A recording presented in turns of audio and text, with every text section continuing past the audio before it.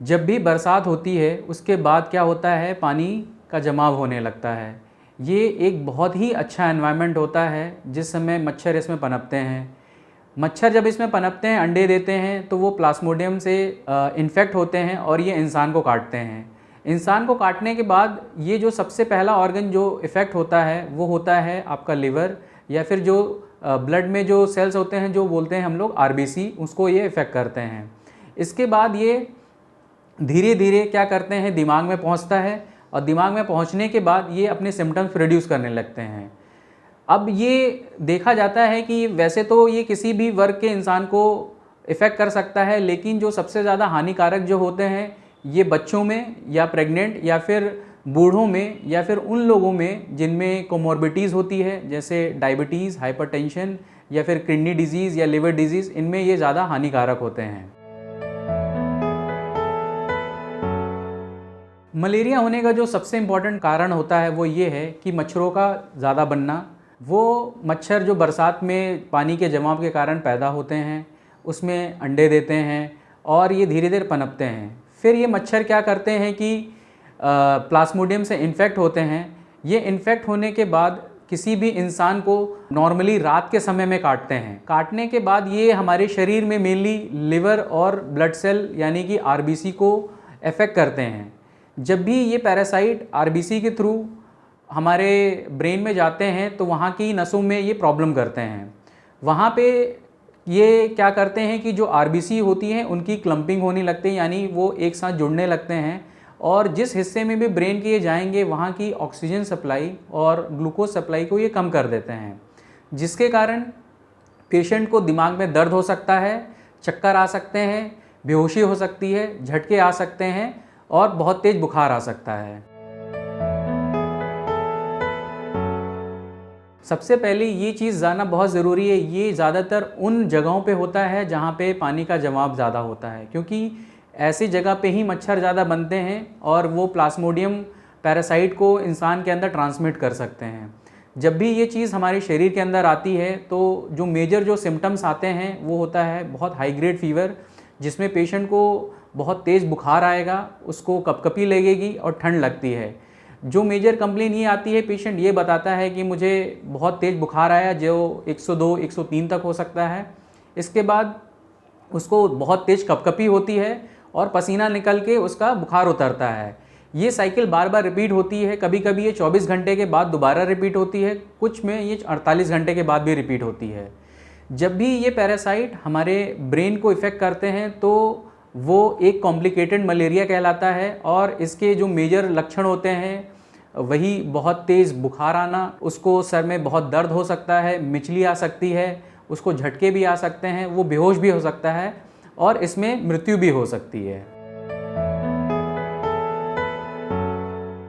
सबसे पहली चीज़ है कि अगर किसी को मलेरिया होता है, इसके सिम्टम्स जो आते हैं यानी कि बहुत हाई ग्रेड फीवर आना, ठंड लगना, कपकपी होना, ये कुछ लक्षण होते हैं मलेरिया के।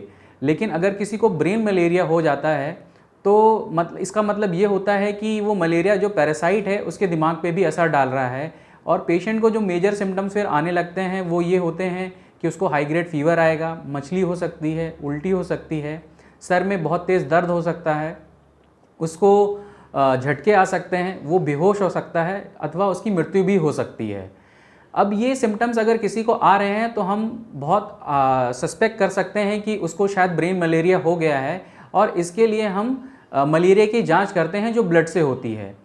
इसमें जो जांच की जाती है उसमें स्मीयर टेस्ट होता है जिससे हम मलेरिया पता कर सकते हैं, और रैपिड डायग्नोस्टिक टेस्ट होते हैं जिससे हम मलेरिया का पता कर सकते हैं। इसमें कुछ और भी आधुनिक जांचें हैं जैसे पीसीआर टेस्ट, लेकिन ये बहुत कम संस्थानों में मिल पाता है।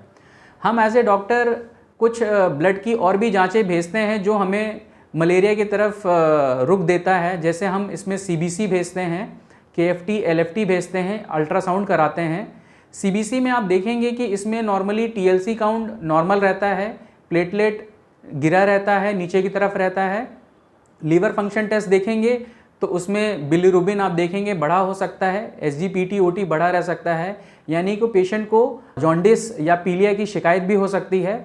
साथ में कभी कभी ये ऑर्गन अगर आपकी किडनी को असर करे तो उसमें यूरिया क्रिएटिनिन की डिरेंजमेंट भी हो सकती है।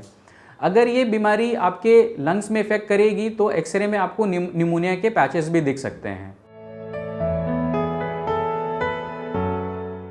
अगर किसी को मलेरिया हो गया है, सबसे पहले उसको ये जान लेना बहुत ज़रूरी है कि उसके सिम्टम्स क्या हैं। जैसे इसमें बहुत तेज़ बुखार आता है, ठंड लगती है, कपकपी होती है। इसके बाद हम ये कैटेगराइज करते हैं कि वो कॉम्प्लिकेटेड मलेरिया है कि अनकॉम्प्लिकेटेड मलेरिया है। अनकॉम्प्लिकेटेड मलेरिया का मतलब ये होता है कि उसको सिर्फ बुखार आएगा, ठंड लगेगी और उसको मिचली हो सकती है, सर में दर्द हो सकता है।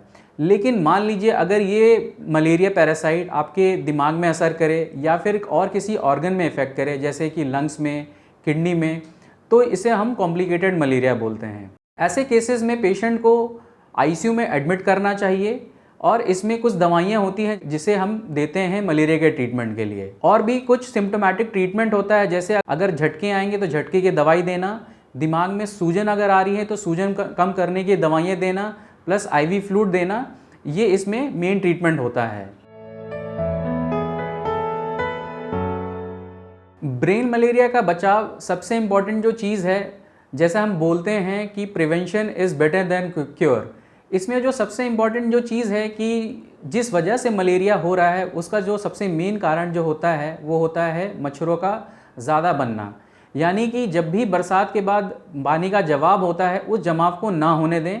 आसपास जो भी छोटे मोटे बर्तन होते हैं यहाँ पे, जहाँ पर नाली या कूलर जहाँ पे पानी जम रहा हो, उसको खाली करवा दें या फिर उसमें डीडीटी या फिर केरोसिन का छिड़काव करवाएं ताकि ये मच्छर ना पनप पाएँ। आप इसके लिए अपने नज़दीकी जो भी नगर निगम है वहाँ पे संपर्क कर सकते हैं और इसके बारे में उनको इन्फॉर्म करके उस एरिया की सफाई भी करवा सकते हैं। अब जो प्रिवेंशन की जब हम बात कर रहे हैं तो इसमें जो इम्पॉर्टेंट जो चीज़ होती है, इसमें आप मच्छरदानी का यूज़ कर सकते हैं या तो जिसको हम लोग बोलते हैं मॉस्किटो नेट, जिससे आप मच्छर से बच सकते हैं। दूसरा चीज़ है कि इसमें आप मॉस्किटो रेपेलेंट क्रीम भी लगा सकते हैं जिससे आपको मच्छर से बचाव मिल सकता है। और इसमें आपको नॉर्मली जो बरसात के बाद के जो सीज़न होते हैं उसमें फुल स्लीव के शर्ट और फुल पैंट्स पहनने चाहिए ताकि आपके शरीर ढका रहे और मच्छर ना काटे। लेकिन मान लीजिए कि मलेरिया फीवर हो गया है और आपको इसके लक्षण आने लगे हैं तो आप कभी भी इस चीज़ को घर पे इलाज करने की कोशिश ना करें। आप जो भी आपके नज़दीकी डॉक्टर हैं उनसे मिलें और उनको अपनी समस्याएं बताएं। जो ब्रेन मलेरिया के जो पेशेंट्स होते हैं वो बहुत कॉम्प्लिकेटेड मलेरिया के केस होते हैं। ऐसे केसेस में अगर पेशेंट होश में है तो हम लोग वैसे भी इस पेशेंट को आईसीयू में एडमिट करते हैं और प्रोटोकॉल के अनुसार जो भी खाने का जो भी सामान होता है वो हॉस्पिटल की तरफ से प्रोवाइड होता है।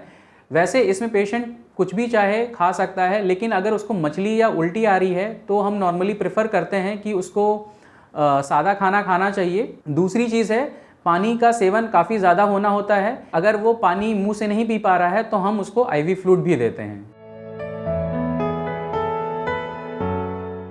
एज ए डॉक्टर हम हमेशा चाहेंगे कि जो भी मरीज़ हैं वो स्वस्थ रहें और हर चीज़ बीमारी होने से पहले उसका प्रिवेंशन करें।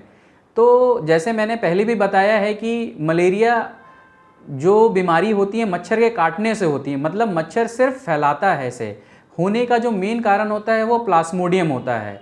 यानी कि अगर मच्छर कम रहें तो ये बीमारी बहुत हद तक हम कंट्रोल कर सकते हैं। इसलिए हम हमेशा ये समझाएंगे कि अगर किसी के घर के आसपास मच्छर पनप रहे हैं तो नज़दीकी जो भी आपके नगर निगम है वहाँ पे अथॉरिटीज़ में बताएं कि पानी का जमाव हो रहा है, मच्छर पनप रहे हैं, जिससे ये जो वेक्टर बॉर्न डिजीज़ेस होती हैं जैसे डेंगू, मलेरिया, ये सब रोकथाम हो सके। और इनकेस अगर आपको ये बीमारी हो भी गई है तो इस चीज़ में कभी भी लापरवाही ना करें, क्योंकि अर्ली स्टेज में अगर ये बीमारी पकड़ में आती है तो हम इसको प्रॉपर टेस्ट करके, इसकी जांच करके आपको प्रॉपर इलाज दे सकते हैं। मान लीजिए कि अगर आपने इस चीज़ में लापरवाही की और आपने अपने डॉक्टर्स को इसके बारे में नहीं बताया और घर पे ही इसका इलाज किया, तो हो सकता है ये अनकॉम्प्लिकेटेड मलेरिया एक कॉम्प्लिकेटेड मलेरिया बन सकता है, जिसमें ये आपके दिमाग पे असर कर सकता है, जिससे आपको दिमागी बुखार या फिर जिसको हम लोग सेरेब्रल मलेरिया बोलते हैं वो हो सकता है, या फिर किसी और ऑर्गन को इफेक्ट कर सकता है, जैसे लंग्स में इफेक्ट करके निमोनिया, या किडनी में इफेक्ट कर सकता है जिसमें किडनी फेलियर हो सकता है, या लिवर में इफेक्ट करके जॉन्डिस भी कर सकता है।